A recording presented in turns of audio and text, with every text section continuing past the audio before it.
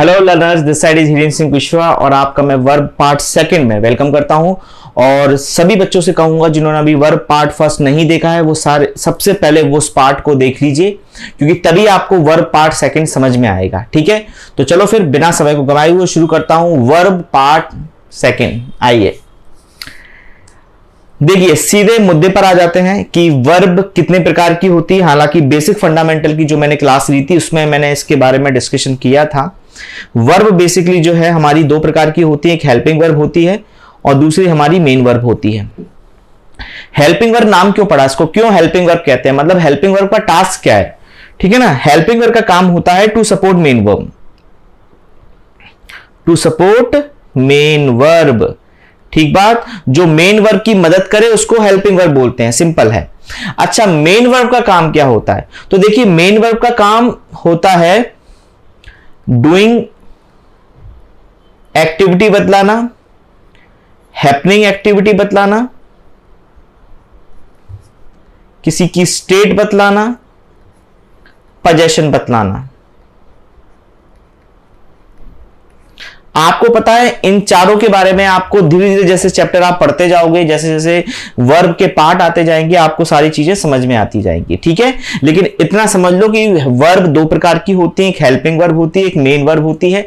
Helping verb का काम होता है टू सपोर्ट मेन वर्ब और मेन वर्ब का काम होता है स्टेट बतलाना, हैपनिंग, डूइंग एक्टिविटी।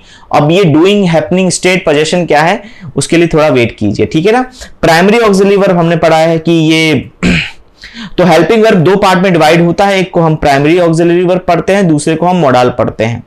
आगे से ध्यान रखना, मॉडल हेल्पिंग वर्ब ही होते हैं। ठीक है ना। अच्छा, प्राइमरी ऑक्सिलरी वर्ब के पार्ट होते हैं बी की फॉर्म, हैव की फॉर्म, डू की फॉर्म। बी बेस फॉर्म है, इसकी ड्राइव्ड फॉर्म अगर आप पूछोगे तो होगी इज, आर, एम, वॉज, वर। ठीक है, हैव बेस फॉर्म है, इसकी अगर ड्राइव्ड फॉर्म पूछोगे तो होगी हैव, हैज और हैड। ठीक है, डू बेस फॉर्म है, इसकी ड्राइव्ड फॉर्म अगर पूछोगे तो डू, डज और डिड होगी।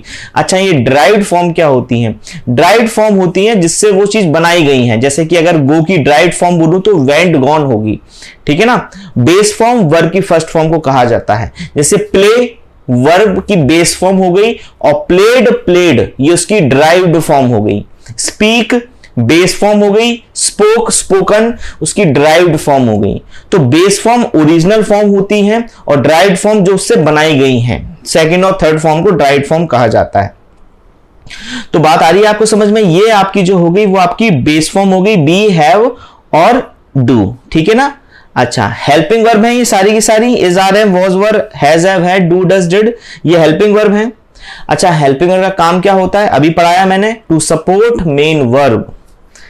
ये मॉडल्स होते हैं can, could, may, might, must, should, dare, need, will, shall, would, had better, ये सारे सारे मॉडल्स होते हैं। और ध्यान रखिएगा मॉडल्स जो होते हैं वो हमारे हेल्पिंग वर्ब ही होते हैं। अच्छा, अभी मैंने पढ़ाया कि हेल्पिंग वर्ब का काम होता है मेन वर्ब की मदद करना, लेकिन यहां तो आपने केवल हेल्पिंग वर्ब ही लिखी है, मेन वर्ब तो लिखी नहीं है। अब जरा मेन वर्ब पे आ जाते हैं। मेन वर्ब मैंने पास्ट की क्लासेस में पढ़ाया हुआ है कि वर्ब की फॉर्म होती है, बेसिकली तीन फॉर्म होती हैं, V1, V2 और V3। ठीक है ना। V4 वर्ब जो होती है, एक मिनट,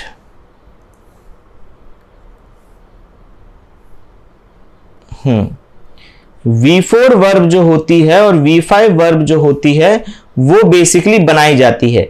V4 कैसे बनाई जाती है, V1 में ING लगाकर, और V5 कैसे बनाई जाती है, V1 में S या ES लगाकर। Got my point. ठीक है।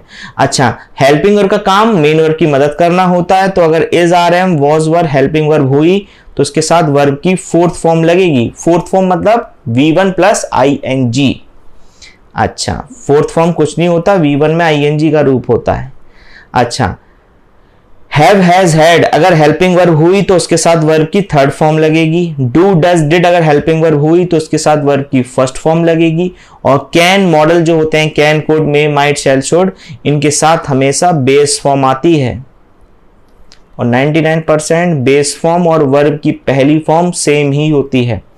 ये बात समझ में आ रही है आपको। जैसे जरा यहां देखिएगा, मैंने बोला ही हैज और ऑप्शन दिया आपको गोइंग और गॉन और गोज और गो। हैज हेल्पिंग वर्ब लगी है, हेल्पिंग वर्ब हैज लगी है तो वर्ब की कौन सी फॉर्म आएगी, सामने लिखी हुई है थर्ड फॉर्म आएगी। गो की थर्ड फॉर्म होती है गॉन, तो मैंने गॉन लिख दिया। ये सिंपल है, सबको आता होगा, विश्वास है इतना। इज हेल्पिंग वर्ब है, अगर हेल्पिंग वर्ब है इज तो उसके साथ मेन वर्ब V4 आएगी, मतलब वर्ब में आईएनजी लगी आएगी, तो उसमें मैं करूंगा गोइंग। सिंपल है। ही, अगर मान लो मैंने शुड लिख दिया तो, अच्छा शुड भी हेल्पिंग वर्ब होते हैं, आज के बाद ध्यान रखना, शुड भी हेल्पिंग वर्ब होते हैं। इनके साथ वर्ब की बेस फॉर्म आएगी V1, तो अब मैंने क्या लिख दिया, गो लिख दिया। बात आ रही समझ में? तो he has gone, he is going और ही शुड गो। तो गो, गॉन और गोइंग ये इसलिए आई क्योंकि इनके साथ रिस्पेक्टिव जो हेल्पिंग वर्ब थी उनको सपोर्ट करने वाली मेन वर्ब भी हमें लगानी थी। ठीक बात, ये आ रही समझ में आपको बात यहां तक? चलो, अब अगर ये बात आपको समझ में आ गई तो अब जरा यहां देखो, ये मैं बात मेन वर्ब की कर रहा हूं। वर्ब की फॉर्म होती है V1, V2, V3, V4, V5। वैसे तो वर्ब की 3 फॉर्म ही होती है, चौथी फॉर्म V1 में ING लगाकर बनाई जाती है और 5वीं फॉर्म V1 में S और ES लगाकर बनाई जाती है। यानी अगर गो की आपकी 4th फॉर्म होगी तो गोइंग होगी, 5th फॉर्म होगी तो गोज होगी। अच्छा, रेगुलर वर्ब क्या होती हैं? रेगुलर वर्ब वो वर्ब होती हैं जिसकी 2nd और 3rd फॉर्म ईडी लगकर बनाई जाए। ईडी यानी कि सफिक्स में ईडी लगकर बनाई जाए। जैसे प्ले की 2nd फॉर्म प्लेड होगी, 3rd फॉर्म भी प्लेड होगी। रोटेट की 2nd फॉर्म रोटेटेड होगी, रोटेटेड होगी। तो जिस मूवमेंट में मैं ये समझ जाऊं कि रोटेट वर्ब जो है वो रेगुलर वर्ब है, यानी 2nd और 3rd फॉर्म उसकी कहीं ना कहीं ईडी लगकर बनाई जाएगी। अच्छा, कम जो है वो इर्रेगुलर वर्ब है। कम इर्रेगुलर वर्ब वो इसलिए है क्योंकि इसकी 2nd फॉर्म और 3rd फॉर्म में देखो ईडी नहीं लगा हुआ है ना, तो कम, केम, कम, तो ये इर्रेगुलर वर्ब है। कम्ड तो नहीं बोल सकते ना। अच्छा, पर एक बात ध्यान रखना, इज, आर, एम, वॉज, वर, इसके पहले वाली स्लाइड पे अगर मैं जाऊं तो देखिए is, are, am, was, were helping verb भी हो सकती हैं और साथ साथ मेन वर्ब भी हो सकती हैं। जैसे अगर मैं इन सबको रफ कर लूं और आपसे पूछूं ही इज गोइंग और he is happy, in 2 sentence में आप देखिए और बताइए इस इज में और इस इज में डिफरेंस क्या है। तो दोस्त ये जो इज है ना, ये हेल्पिंग वर्ब है। अच्छा, ये हेल्पिंग वर्ब इसलिए है क्योंकि आगे मेन वर्ब लगी हुई है। ठीक बात। अच्छा, ये इज किस बात की हेल्पिंग वर्ब सर? जब आगे मेन वर्ब लगी नहीं है तो ये इज किस बात की हेल्पिंग वर्ब? तो ये खुद मेन वर्ब बन गई। अच्छा, मेन वर्ब बन गई तो ये वर्ब की फॉर्म भी होंगी। जैसे V1, V2, V3 ये मेन वर्ब होती है ना, तो अगर यहां पर इज मेन वर्ब है तो उसकी फॉर्म बताओ सर। तो सुनो, ये वर्ब की 5th फॉर्म होती है। यही मैंने यहां पर चार्ट बनाया है। क्या बनाया है कि अगर मान लो बी की फॉर्म मेन वर्ब हुई, हैव की फॉर्म मेन वर्ब हुई और डू की फॉर्म मेन वर्ब हुई, तो इतना ध्यान रखना, अगर ये मेन वर्ब हुई तो आर और एम V1 कही जाएंगी, V1, वॉज, वर V2 कही जाएंगी मेन वर्ब में, बीन, बी की 3rd फॉर्म बीन होती है, बी की 4th फॉर्म बीइंग होती है और बी की 5th फॉर्म इज होती है। ठीक बात। ऐसे ही हैव अगर मेन वर्ब हुई तो हैव की 1st फॉर्म हैव ही होगी, 2nd फॉर्म हैड होगी, 3rd फॉर्म हैड होगी, 2nd और 3rd फॉर्म सेम होती है, 4th फॉर्म हैविंग होगी, हैव में ING यूज करते हैं, और 5th फॉर्म हैज होगी। अच्छा, डू अगर मेन वर्ब हुई तो डू की 1st फॉर्म डू होगी, 2nd फॉर्म डिड होगी, 3rd फॉर्म डन होगी, डूइंग 4th फॉर्म होगी, डज 5th फॉर्म होगी। 100 की एक बात, बी की फॉर्म, हैव की फॉर्म और डू की फॉर्म ये हेल्पिंग वर्ब भी बन सकती हैं और मेन वर्ब भी बन सकती हैं। ठीक है।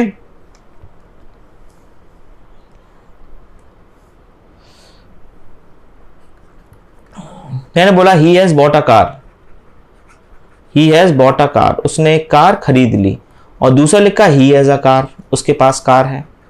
अच्छा, ये दोनों हैज में डिफरेंस क्या है, इस हैज में और इस हैज में? ये ऊपर वाला जो हैज है ना वो हेल्पिंग वर्ब है, और बाद वाला ये जो है, ये जो हेल्पिंग वर्ब क्यों है मालूम है? क्योंकि ये मेन वर्ब की 3rd फॉर्म आ रही है। देखो, बाय की 3rd फॉर्म क्या होती है? बॉट होती है ना, बाय, बॉट, बॉट, तो आगे मेन वर्ब लगी हुई है, इसलिए इसको हेल्पिंग वर्ब बोल दो, कोई प्रॉब्लम नहीं है। लेकिन एक बात बताओ, क्या आप इसको हेल्पिंग वर्ब बोल पाओगे? हैज को, क्या इस हैज को हेल्पिंग वर्ब बोल पाओगे? नहीं बोल पाओगे ना, क्योंकि अगर इसको हैज को हेल्पिंग वर्ब बोलोगे तो आगे ये ढूंढेगी मेन वर्ब, और मेन वर्ब तो सेंटेंस में है ही नहीं कहीं, तो ये खुद हेल्पिंग वर्ब ना होते हुए मेन वर्ब है। अच्छा, जब ये हैज मेन वर्ब है तो मेन वर्ब की फॉर्म भी होगी। फिर V1 बताओ, V2 क्या होगी, इसकी V3 क्या होगी? तो देखो, यही मैं आपको यहां समझाने की कोशिश कर रहा हूं। हैज जो होगी वो वर्ब की 5th फॉर्म होती है। देखो ये, ठीक है ना, हैज जो होगी वो वर्ब की 5th फॉर्म होगी। ठीक बात, आगे समझ में। अच्छा, एक बात तो आपको ये ध्यान रखना है ना, और दूसरी बात आपको ये ध्यान रखना है यहां पर कि इनकी भी जो है टेंस होते हैं, यानी वर्ब की फर्स्ट फॉर्म प्रेजेंट इंडेफिनिट में आती है, वर्ब की सेकंड फॉर्म पास्ट इंडेफिनिट में आती है, वर्ब की थर्ड फॉर्म परफेक्ट स्टेट में आती है, चाहे वो प्रेजेंट परफेक्ट हो, पास्ट परफेक्ट हो या फ्यूचर परफेक्ट हो, वर्ब की थर्ड फॉर्म आएगी। अच्छा, वर्ब की फोर्थ फॉर्म कॉन्टिन्यूअस स्टेट में आती है, प्रेजेंट कॉन्टिन्यूअस तो वर्ब की फोर्थ फॉर्म, पास्ट कॉन्टिन्यूअस तो वर्ब की फोर्थ फॉर्म, फ्यूचर कॉन्टिन्यूअस तो वर्ब की फोर्थ फॉर्म। कॉन्टिन्यूअस स्टेट का कोई भी टेंस चल रहा हो वर्ब की फोर्थ फॉर्म आएगी, परफेक्ट स्टेट का कोई भी टेंस चल रहा हो वर्ब की थर्ड फॉर्म आएगी। अच्छा, वर्ब की फर्स्ट फॉर्म और वर्ब की फिफ्थ फॉर्म दोनों ही सेम टेंस में आते हैं, देखो लिखा भी हुआ है प्रेजेंट इंडेफिनिट। V1 और V5 सेम टेंस में आते हैं, लेकिन डिफरेंस तो होगा ना कोई। अच्छा, डिफरेंस क्या है? डिफरेंस यह है कि वर्ब की फर्स्ट फॉर्म जो होती है उसको प्लूरल कहा जाता है और वर्ब की फिफ्थ फॉर्म जो होती है उसको सिंगुलर कहा जाता है। इसके बारे में बात हो चुकी है वैसे, तो अब मैं बिना समय को गंवाए हुए शुरू करता हूं आगे वाला पार्ट। देखिए, ये तो सबको ही पता है, जैसे प्ले की सेकंड फॉर्म पूछूं तो प्लेड हो जाएगी, थर्ड फॉर्म पूछूं तो प्लेड हो जाएगी। कुछ फॉर्म ऐसी होती हैं जो कंफ्यूजिंग नहीं होती, बच्चे ने उसको याद कर रखा है, लेकिन कुछ फॉर्म ऐसी होती है जिसके बारे में आपको प्रॉपर जानकारी होनी चाहिए, जैसे find, found, grind, ground, hang, see, saw, fly और फ्लो। ये वर्ब की फर्स्ट फॉर्म लिखी है, और ये जो बाद वाले ब्लो है मतलब बॉक्सेस हैं, इसमें मैंने सेकंड और थर्ड फॉर्म पूछा है आपसे। तो जरा देखते हैं। फाइंड फर्स्ट फॉर्म होती है, सेकंड फॉर्म फाउंड की फाउंड होगी, और थर्ड फॉर्म भी फाउंड होगी। अच्छा, फाइंड का मतलब होता है टू सर्च, कोई चीज खोजना, ठीक बात। अच्छा, फाउंड पे आ जाओ। फाउंड का मतलब होता है दोस्तों टू स्टेब्लिश, किसी चीज की नींव रखना, है ना। अच्छा, फाउंड की सेकंड फॉर्म क्या होगी सर? फाउंड की सेकंड फॉर्म फाउंडेड होती है और थर्ड फॉर्म फाउंडेड होती है। आ रही है बात?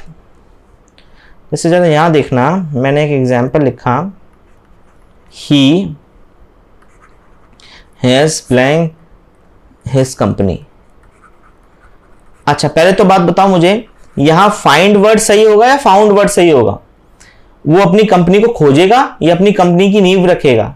ऐसा थोड़ी ना, कंपनी अगर खो गई हो तो फिर वो खोजे, है ना, वो नींव रखेगा ना, नींव रखेगा तो फाउंड आएगी। अच्छा, हैज के साथ अभी हम पढ़ चुके हैं, हैज अगर हेल्पिंग वर्ब हुई तो मेन वर्ब की थर्ड फॉर्म आएगी, फाउंड की थर्ड फॉर्म फाउंडेड होती है, तो यहां फाउंडेड लगाओ, ठीक है। अच्छा, फिर मैंने एक चीज और लिखी, he has blank his watch. उसने अपनी वॉच को क्या किया होगा? ऑब्वियस सी बात है, नींव तो रखी नहीं होगी वॉच की, है ना। वॉच कोई कंपनी थोड़ी ना, यहाँ पे वॉच एक ऑब्जेक्ट है यहाँ पर। अच्छा, अब वो यानी कि वॉच मिल नहीं रही है, वॉच खो गई है तो उसको फाइंड करने के लिए सर्च करने के लिए फाइंड वर्ड यूज करना पड़ेगा। फाइंड की थर्ड फॉर्म फाउंड होती है, तो यहाँ फाउंडेड यूज ना करते हुए फाउंड यूज करना पड़ेगा।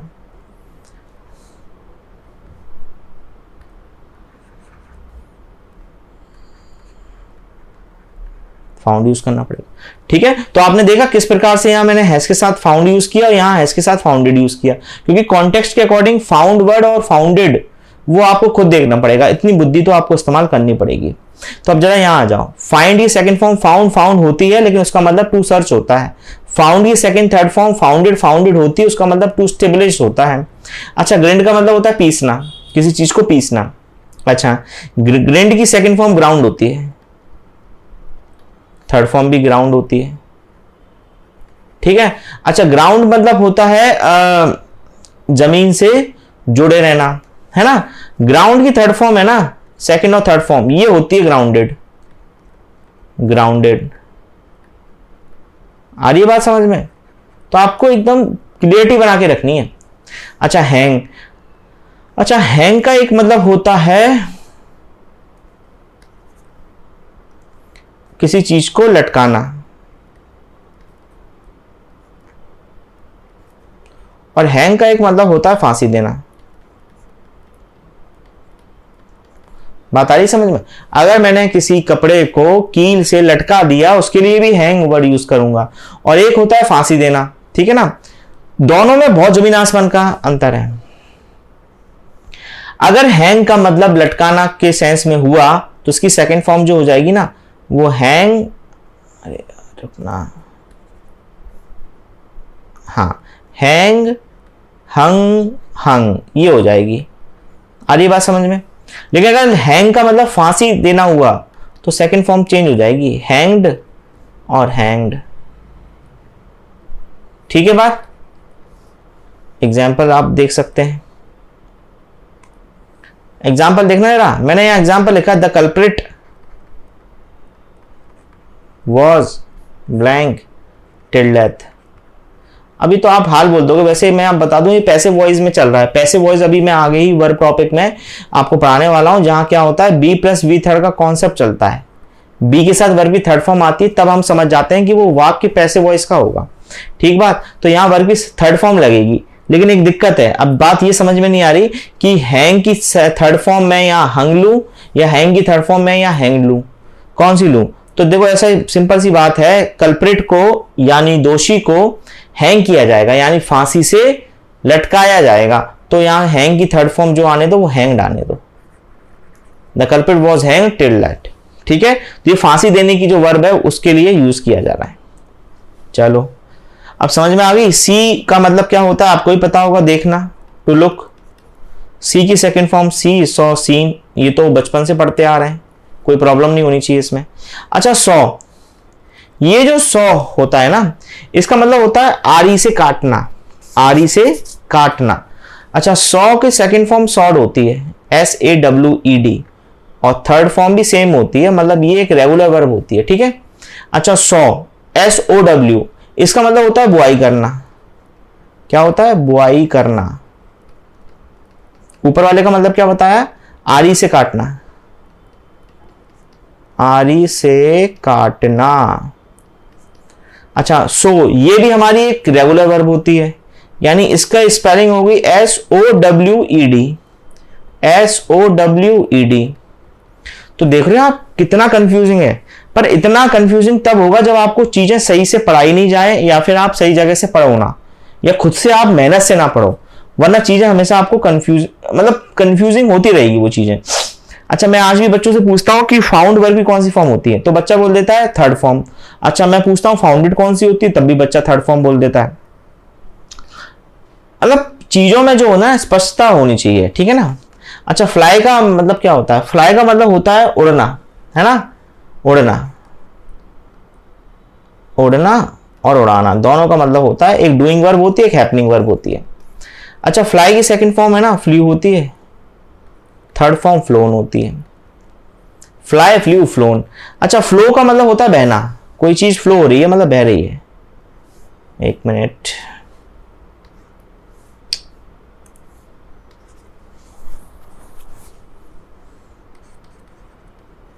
बहना। अच्छा ये रेगुलर वर्ब होती है, फ्लोड और फ्लोड, ये हो गई। मतलब आपको सेकंड और थर्ड फॉर्म, जैसे पहली वाली जो लिस्ट थी ना सेकंड और थर्ड फॉर्म की, ये बड़ी आसान थी, मतलब बचपन से पढ़ते आ रहे हैं, बचपन से पढ़ते आ रहे हैं, इतनी मुश्किल होगी नहीं इसमें। ठीक है? फिर भी बी की फॉर्म, हैव की फॉर्म और डू की फॉर्म ये मेन वर्ब होती है, ध्यान रखना इसमें भी। अच्छा अब मैं आगे बढ़ा, अब कुछ और बातें एडवांस लेवल में आप लोग को मैं समझा देता हूं, जैसे शेयर।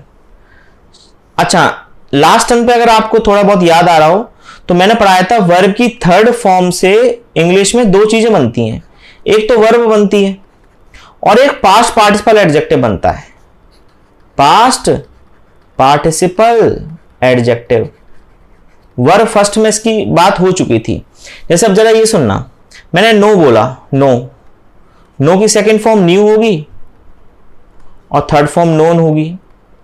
आ रहा है ना समझ में? ये V1, ये V2, ये V3। अच्छा ये V3 भी होगी और ये पास्ट पार्टिसिपल एडजेक्टिव होगा। सो की एक बात, वर्ब की तीसरी फॉर्म से मैं वर्ब भी बना सकता हूं और पास्ट पार्टिसिपल एडजेक्टिव भी बना सकता हूं, मतलब वो एडजेक्टिव की तरह भी काम कर सकता है। अब जरा यहां चीजें देखना एक बार जरा, हाँ इसको मैं जो है रफ कर देता हूं। ही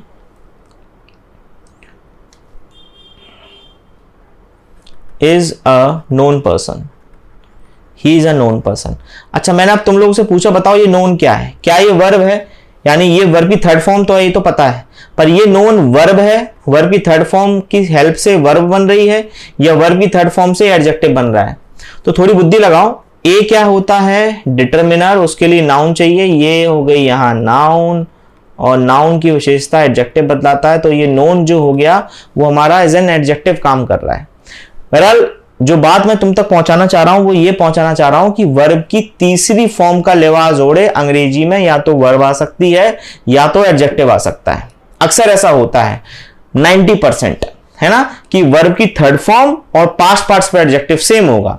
यानी कोई मुझसे अगर पूछता है नो का थर्ड फॉर्म बताओ तो मैं नोन बोल दूंगा, KNOWN। अच्छा, कोई मुझसे पूछे नो की पास्ट पार्टिसिपल एडजेक्टिव बताओ तो भी मैं नोन बोल दूंगा। अच्छा, जैसे डेवलप हुआ, डेवलप की सेकंड थर्ड फॉर्म पूछेगा कोई मुझसे तो डेवलप्ड बोल दूंगा।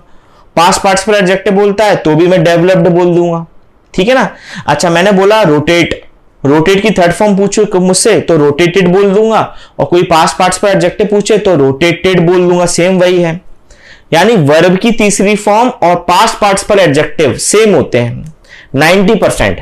ये मैंने जो लिस्ट बनाई है ना आपके सामने, वो बताइए जहां वर्ब की थर्ड फॉर्म और पास्ट पार्टिसिपल एडजेक्टिव अलग अलग होते हैं। देखो जरा, शेयर वर्ब की first form, second form shared, third form shared, लेकिन पास्ट पार्टिसिपल एडजेक्टिव शोन हो जाएगा इसका।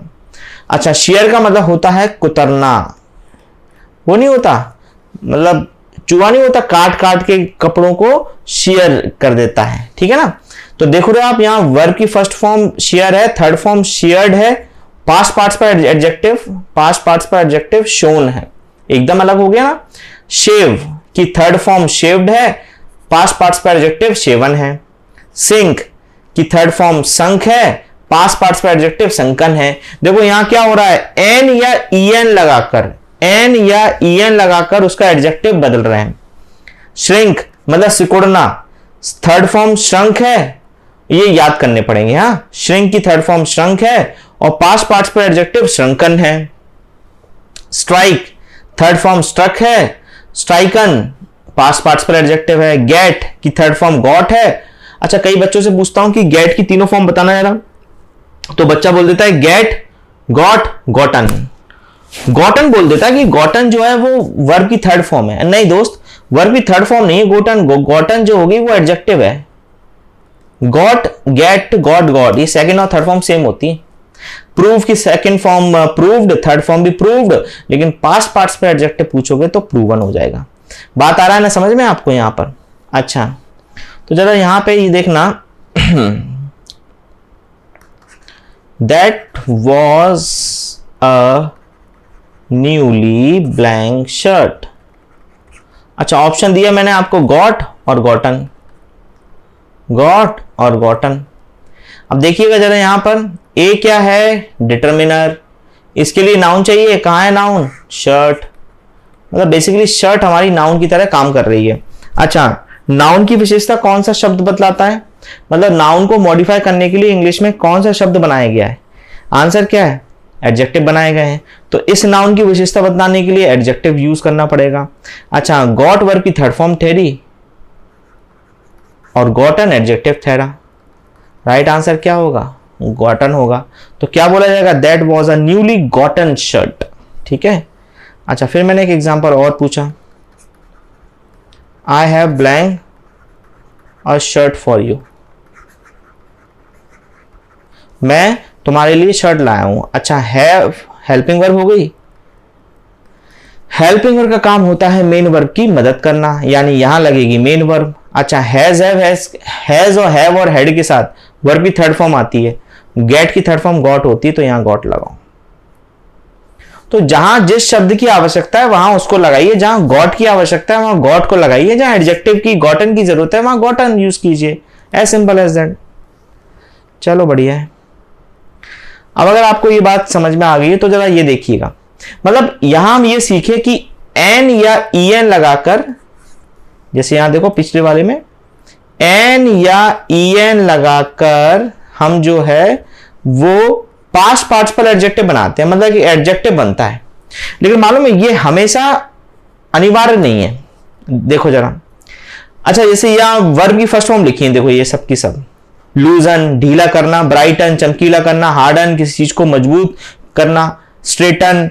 देखो इसमें भी आप ध्यान से देखो ईएन यूज हो रहा है, en यूज हो रहा है, पर क्या ये वर्ब की थर्ड फॉर्म है? नहीं सर, ये सब की सब तो वर्ब की फर्स्ट फॉर्म है सर, ये सब की सब फर्स्ट फॉर्म है। कुछ आ रहा है आपको समझ में? देखो जरा पीछे जाना, यहां जो एन ई एन लगाया गया है ना दोस्त, वो वर्ब में लगाया गया है। अगर आप ध्यान से देखो तो, ध्यान से देखो तो, ये पहले था क्या? शेयर। ये पहले भी वर्ब थी, बाद में भी वर्ब ही है। पहले भी शेयर था ना, और बाद में जो शेयर है ये भी वर्ब है। अब जरा यहां आ जाओ, ये पहले लूज था, लूज, ब्राइट, हार्ड और स्ट्रेट, ये तीन चारों के चारों एडजेक्टिव है। अब मैंने क्या किया मालूम है? फिर से सुन लो जरा, मैंने क्या किया, एडजेक्टिव से पहले वर्ब बनाए। ये सब के सब पहले एडजेक्टिव थे, अब मैं किसी दूसरे पार्ट ऑफ स्पीच से होता हुआ वर्ब पे जा रहा हूं। पहले एडजेक्टिव था लूज, अब मैं उससे होता हुआ लूजन पे आ रहा हूं। पहले एडजेक्टिव था, अब मैं वर्ब पे आ रहा हूं। पहले एडजेक्टिव था, अब मैं वर्ब पे आ रहा हूं। पहले एडजेक्टिव था हार्ड, अब मैं हार्डन वर्ब पे आ रहा हूं। पहले स्ट्रेट एडजेक्टिव था, अब स्ट्रेटन वर्ब पे आ रहा हूं। तो जब आप किसी और पार्ट ऑफ स्पीच से होते हुए आते हो ना, en जोड़ते हो, तो वो वर्ब की फर्स्ट फॉर्म होती है। अब आई बात समझ में? और इससे पहले वाले में देखो, पहले भी वर्ब ही थी, शेयर भी वर्ब है, और जो en लगाए है वो भी हमारे वर्ब की थर्ड फॉर्म की तरह काम कर रही है। तो अब जरा यहां देखो, तो लूजन की सेकंड और थर्ड फॉर्म ईडी लगेगी तो लूजनड हो जाएगी। ब्राइटन की सेकंड थर्ड फॉर्म तो ब्राइटनड हो जाएगी। हार्डन की सेकंड थर्ड फॉर्म हार्डनड हो जाएगी। मतलब बेसिकली ईडी का इस्तेमाल करना है आपको, है ना? आपको बेसिकली ईडी का इस्तेमाल करना है। देखो सब जगह ईडी का यूज हो रहा है, तो ये सेकंड और थर्ड फॉर्म है। अच्छा, मैंने क्या पढ़ाया था? वर्ब की थर्ड फॉर्म और पास्ट पार्टिसिपल एडजेक्टिव 99% सेम ही होते हैं, तो यही वर्ब की सेकंड थर्ड फॉर्म हो जाएगी, और यही वर्ब का मतलब यही एडजेक्टिव की तरह काम कर जाएगा। आई बात समझ में? चलो बढ़िया है। अच्छा, एक बात और ध्यान रखना आप लोग कि टेंस को कैसे पहचानते हैं। मतलब एक बच्चे को अगर मैं बोलूं ये फलाना फलाना वाक्य किस टेंस में लिखा है बता, तो बच्चे को वाक्य में क्या ऐसा देखना चाहिए जिससे उसको टेंस की जानकारी हो जाए। जैसे एक एग्जांपल देखना, मैंने एक एग्जांपल यहां लिखा, Ravi has got the job in TCS. मैंने एक छोटी सी लाइन लिखी कि रवि की जॉब लग गई टीसीएस कंपनी में। अच्छा, अब मैंने किसी व्यक्ति से पूछा बता कौन सा टेंस लिखा है, तो बच्चा ऐसा क्या देखेगा इस वाक्य में जिसको टेंस की जानकारी हो जाए। रवि देखकर तो टेंस का जानकारी नहीं हो पाएगी कि रवि देखो बताओ रवि किस टेंस में लिखा है। जॉब को देखकर टेंस की जानकारी हो नहीं पाएगी। टीसीएस या इन प्रीपोजिशन को देखकर तो टेंस की जानकारी नहीं हो पाएगी। तो फिर सवाल उठता है टेंस की जानकारी कैसे हो पाएगी, क्या देखा जाए। टेंस की जानकारी होती है वर्ब को देखकर, टेंस की जानकारी होती है वर्ब को देखकर, हाँ या ना? चलो, यानी ये has got, has helping verb थी, गॉट वर्ब की थर्ड फॉर्म थी। यानी ये देखने के बाद ही हमें पता चला कि कौन सा वाक्य फलाना फलाना टेंस में लिखा है। उसी के लिए मैंने आपके लिए एक चार्ट बनाया है। अगर आपको लगे कि हेल्पिंग वर्ब डू डज आ रहे हो सेंटेंस में और वर्ब की फर्स्ट फॉर्म फिफ्थ फॉर्म हो, तो समझ जाइएगा प्रेजेंट इंडेफिनिट में टेंस चल रहा है। ठीक बात। इज आर एम के साथ अगर तुम फोर्थ फॉर्म देखो, Ram is going, Ram is playing, है ना, आई एम गोइंग, ऐसा देखो तो समझ जाना प्रेजेंट कॉन्टिन्यूअस में टेंस चल रहा है। ये बड़ी सिंपल सी बात है। हैज हैव के साथ वर्ब की थर्ड फॉर्म देखो ना, तो समझ जाना प्रेजेंट परफेक्ट में टेंस चल रहा है। जैसे अभी इससे पहले वाला Ravi has got the job, has के साथ गॉट थर्ड फॉर्म आ गई थी तो प्रेजेंट परफेक्ट में चल रहा है। ठीक है ना? चलो, अच्छा, हैज हैव बीन के साथ वर्ब की फोर्थ फॉर्म देखो तो प्रेजेंट परफेक्ट कॉन्टिन्यूअस का टेंस चल रहा है। डिड के साथ वर्ब की फर्स्ट फॉर्म देखो, या फिर डिड नहीं आए सेकंड फॉर्म देख लो तो पास्ट इंडेफिनिट में चल रहा है। जैसे जरा यहां देखना, मैंने एग्जांपल लिखा दे गॉट द जॉब, एक एग्जांपल ये लिखा, दूसरा लिखा they have got the job.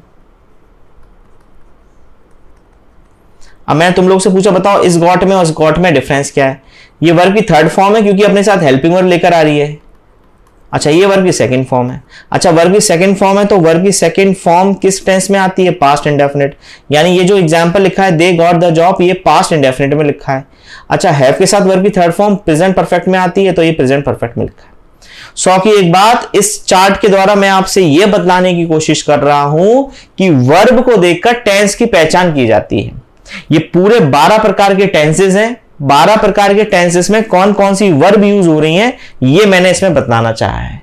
ठीक है, फिर चलो फिर तो आज की क्लास में केवल यही, आज की क्लास में वर्ब पार्ट सेकंड में मैं आपको केवल यहीं तक पढ़ा रहा हूं। ठीक है ना, इसके बाद वर्ब का थर्ड पार्ट आएगा जिसमें मैं आपको transitive, intransitive, monotransitive, ditransitive, linking verb, okay, doing verb, happening verb, passive voice, ये तमाम चीजों के बारे में डिस्कशन होगा। ठीक है ना, वो पार्ट बहुत इंपॉर्टेंट है। चलो, तो जिन बच्चों ने अभी तक पार्ट फर्स्ट और पार्ट सेकंड नहीं देखा हो, वो बच्चे दोनों पार्ट को बड़े अच्छे से सुन लें, समझ लें और पढ़ लें। ठीक है, मिलता हूं मैं अब आपको वर्ब पार्ट थर्ड में। अपनी सेहत का ध्यान रखें, keep working hard for your dreams, stay motivated and stay healthy. नमस्कार।